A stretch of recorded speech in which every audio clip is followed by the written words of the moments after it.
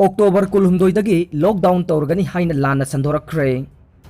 Ngasi su miyoi chaniga marifu mari COVID-19 positive oire, mari na laikhidre. Miyoi chamaga nifu tarungna discharge tawkre.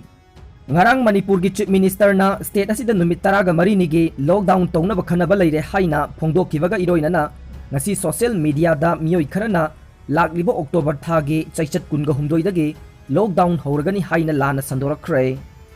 Pausi asina mari laina balenga ki mihut singda pau lobada asigumba pau amata laite haina khangalakre. Amaromda chatliba pung kun mari asida Manipur da miyoi chani marfu mari nauna COVID-19 positive oire.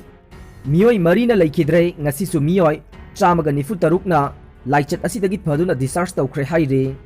Health Department ki Additional Director su oiriba Department asigi wangangloi Dr. Khoirom Sasikumar Mangang na thadorakpa cherol amana hai. Ngasi nauna positive oikiba miyoi chaniga humudra taret asigi manungda taret amadi Central Armed Police Force tagini. Apunba positive asigi manungda miyoi chaniga humudra humdoi amadi travel history laitaba miyoi ngaktani haire. Nauna positive oiraklaba sing asi tharaga state asida COVID-19 gi apunba confirmed case lising tara taruk supna humpugani thoi sukre. Hojik phawbada laichet asidagi phakiba migi masing lising tarani thoge supna yankhai mapan sukre. Hojik active case ta lising ahumga chanipan marfugani thoi laire. By election gi vote khombada SOP thugai bagi damak Manipur Human Rights Commission na su moto case ama lakhot khre.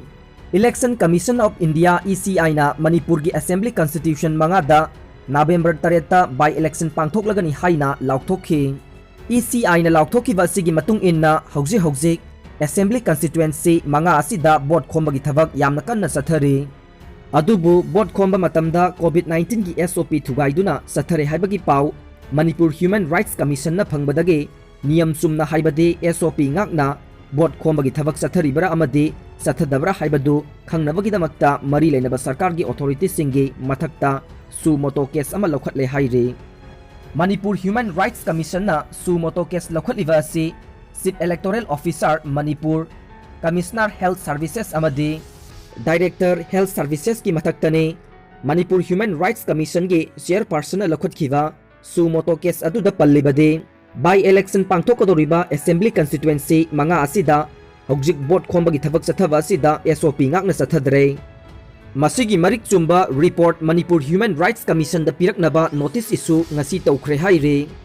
Jenims ki COVID ward ta layeng liba kayana mapal thokna pot chai leibagi thabak sathare haibadagi chaksin thawrangi thabak lokhatkre.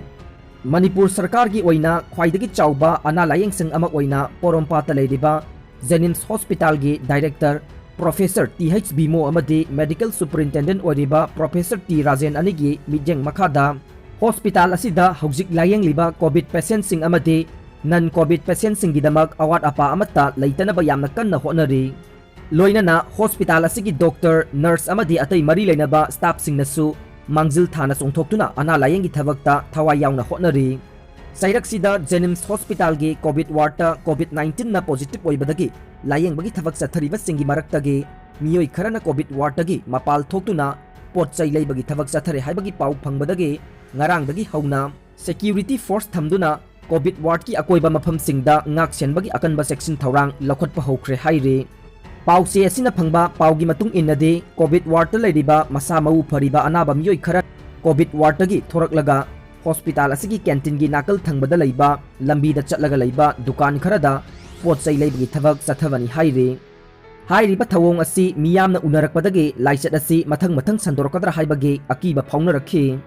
Miyamna ngangnarakpa si tabadagi hospital asigi director amadi medical superintendent na section thawrangi thabak chapsana lokhatuna security personnel sing thamduna ngak senbagi thabak chathabaga loinana COVID ward ta leiriba anaba singi hidak langthak amadi sanaba polam sing wadhandanabagi thabak su paikhatpa hokre haire.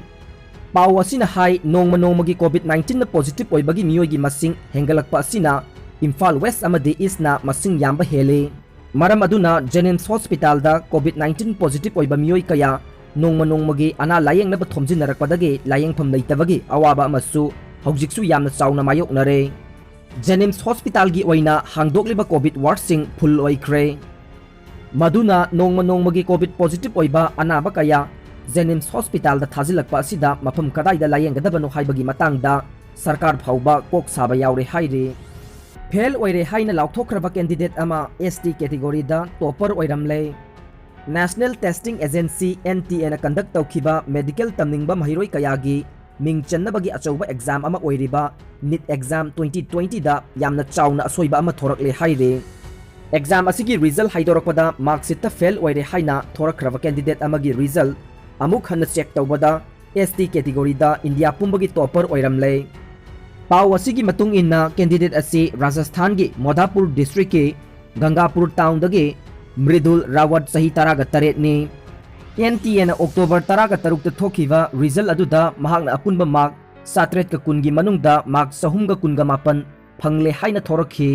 अदुबु answer script येंबा मतमददे महाकी फंगलिबा point असी 7 का यांखै ओइखी महागना फोंदोखिबदा result असी थोरकपा मतमदा महाग मसा फाथबा ngamdabaga लोइनाना हाइनिंगाई लेतना कपखे महागना मखा ताना फोंदोखिबदा NTA ना थोखिबा आंसर स्क्रिप्ट अमदे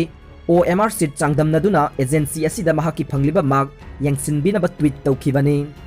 अदुम ओइनमक NTA ना इशू तौरखिबा अनिसुबा मार्क सीट अदुदसु अमुकसु सोइरखे महागना फंगलिबा मार्क की अपुनबा असे 7 का यांखै ओइजरबसु वाहिना इरकबददे हानगी असोइबा अदु अदुम इरखे अदुबु महागना अमुकसु NTA दा कंटेक्ट तौरबा मतुंग महागना फंगलिबा असेंगबा मार्क 7 का यांखै असे फिगर दा अमदी वाहिना चुमना इरक्तुना रिवाइज तौरबा मार्क सीट असिदा ST गे ऑल इंडिया टॉपर ओइखे जनरल कैटेगरी दा ऑल इंडिया रैंक सु 3,500 तरेट ओइरे हाइदे मसिन मनाउ ओइबगी मरी हेना चेसिलहनख्रे उख्रुल सांदेल तमेंगलोंग अमदे मोरेदा खुंदारिबा अनाल अमसुंग सिरुगी निंथौसिंगे लुसिंगबा कांगबु अमा ngasi सना कोनुंगदा लाक्तुना मणिपुर की निंथौसु ओइरेबा राज्य सभा की MP सनाजाउबा लैसेंबा उनदुना हौखिबा पुवारी गे लिकलम लिखुलबु निंगसिंगलदुना मसिल मनाउ ओइबगी मरी हेना चेसिलहनख्रे लोइनना मणिपुर की हौजिक लैरिबा फिबम असिगी मतंगदसु कुपना खनख्रे लोइनना सिंगी लुसिंगबा सिंगना मणिपुर की निंथौदा मतमगी उहै वाहै मना मसिंग अमदे सोलना चिंगबा सिंग खुदोल तमखे थौरम अदुदा सरुक याखिबा सकनाइरबा मे बोरोट युमजाउ इबोहल KH ब्रजमनी अमसुंग नंदो याउना निंगथौबु तंगदु लैताना लैंगाकपा ओइनबा थौजाल पीखे भारत कोविड-19 वैक्सीन दा डेवलप तौबा मांगजिल थाबा लैबाकनी प्राइम मिनिस्टर प्रधानमंत्री नरेंद्र मोदी ना हाइख्रे भारत असी कोविड-19 की वैक्सीन की एडवांस ओइबा लैबाक अमा ओइबता नतना वैक्सीन असी की डेवलप तौदुना लैबाक पुमनमक्तगे फ्रंट एडवांस ओइरे मफम असी महाकना ग्रांड चैलेंज मीटिंग दा सरुक यादुना फोंदोखिबने महाकना मखा तारादुना लैबाक असी मालेमगी ओइना यंगनरुबदा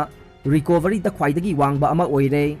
मसीदा नतना लैबाक असिना तोंगान तोंगानबा SOP अहुम ngakpadasु ख्वाइदगी मांगजिन थाबा लैबाक अमनि हाइनसु सिंथाख्रे।